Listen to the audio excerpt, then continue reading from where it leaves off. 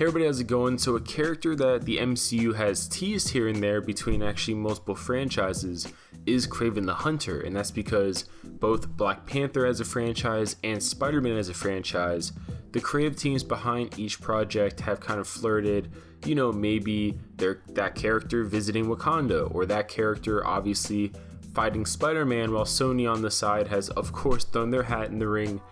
Boss Logic, who does some really great art and stuff like that, has claimed on Twitter that he's heard from sources that the MCU version of Kraven the Hunter will, instead of being an outsider, something like that, will instead be from Wakanda and instead be a part of a now non-existent tribe that ends up being exiled by the royal family way back when, and I guess now is kind of taking his revenge, I guess, more or less, whether it's just him personally or it's his tribe.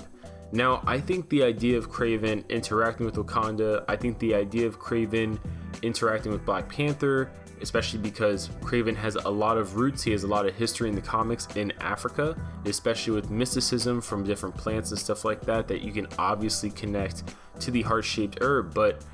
I think those things make sense for why Kraven would be involved with a Black Panther movie, and I think he would actually be a fresh character to interact with Black Panther as well, because you can explore more of that route of, outsiders trying to get into Wakanda, destabilize Wakanda, things like that, kind of what you did in the first movie with Killmonger, but in a different sense, because Kraven,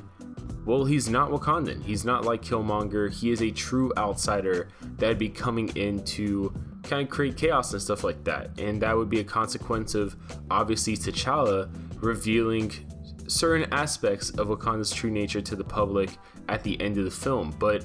I don't like the idea. I'm not gonna flirt around with it and say, oh, I really love the idea. I do think it'd be definitely a different take for the character, but it's not a take that I'm hoping they go with. I would,